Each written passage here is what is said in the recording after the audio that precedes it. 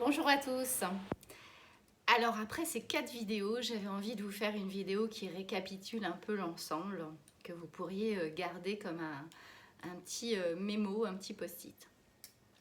Avant toute chose, bon déjà il y a plusieurs petits points, vous avez peut-être commencé à sentir, il n'y aura pas de formule magique, il n'y aura pas de parole miracle, il n'y aura pas de potion miraculeuse pour apprendre à rester en bonne santé. La santé, c'est un processus et comme tout processus, ça se fait un peu en goutte à goutte. Si on a une formule magique, ben ça s'appelle un médicament.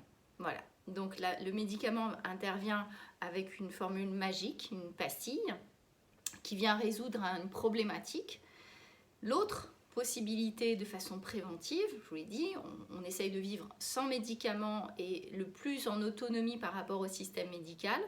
Cette façon-là, c'est beaucoup plus un goutte à goutte, donc tous les jours avec un nouveau rituel. Et je serai là pour vous donner des rituels faciles, scientifiquement éprouvés, scientifiquement construits pour que votre cerveau, votre corps, vos cellules soient conditionnés vers un objectif, par exemple, de rester en bonne santé.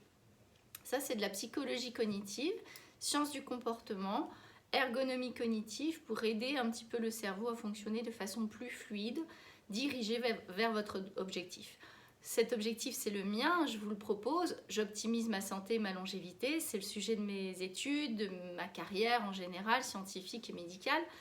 Et une question qui est importante, si vous voulez optimiser cette démarche, ce programme que vous pouvez découvrir avec moi, c'est de vous poser une question très très simple. Déjà, pardon, petite chose toute simple, et là aussi on est dans la neuroscience. Prenez un cahier, un carnet ou à la limite des post-it, mais je préfère quand même un carnet, quelque chose que vous pourriez conserver, où vous allez écrire.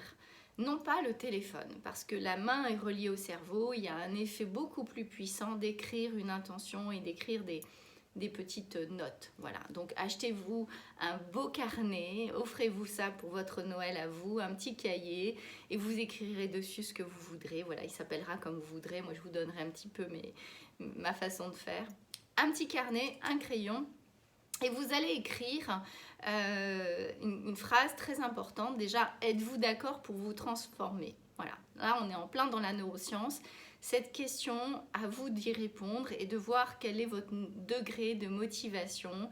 Êtes-vous d'accord pour vous transformer vers une santé plus préventive, plus personnalisée, vers une longévité de qualité, vers quelque chose? J'ai besoin que vous écriviez vous-même votre objectif et c'est très important que chacun ait le sien. On ne part pas du même endroit, on n'a pas le même temps. Ce programme prend du temps, ça demande de l'investissement émotionnel, intellectuel. Et forcément, à la place, vous n'allez pas faire autre chose. C'est ça aussi qui va être intéressant. Donc, incarner, répondre à cette question et puis retenir, on va dire, les éléments forts pour bien préparer les fêtes, par exemple. Ça, c'était vraiment en format flash. Donc, effectivement, au niveau de l'alimentation, est-ce que vous avez des assiettes un petit peu plus réduites pour conditionner dès à présent la taille de votre repas et de ce que vous allez ingérer sans vous priver? Pareil pour les verres.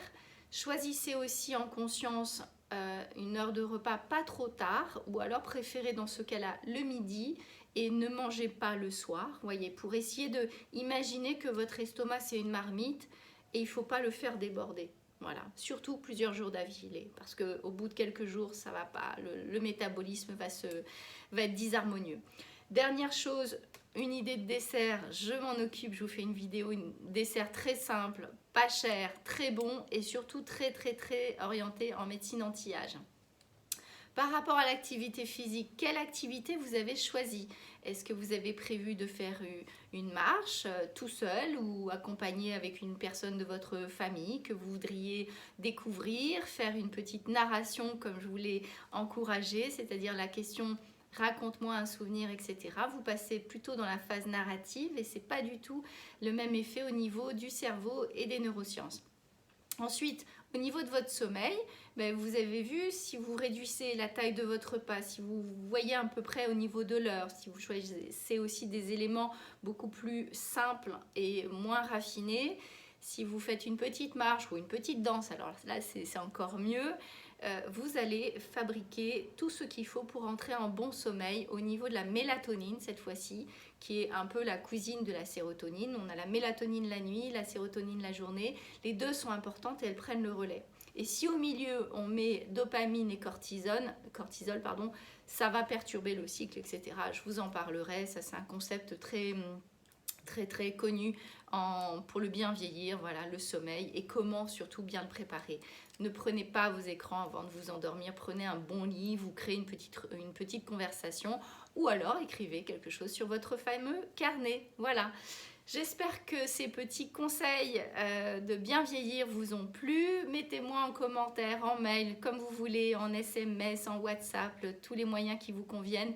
Le mieux, c'est une conversation téléphonique. J'ai hâte de vous entendre au téléphone de vive voix parce que j'ai envie de fabriquer un peu de sérotonine et d'ocytocine. Ça me fait du bien. Voilà. C'est bon aussi pour la peau et pour le teint. Voilà.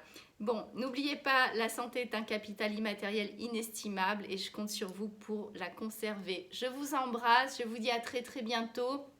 Portez-vous bien. Bye.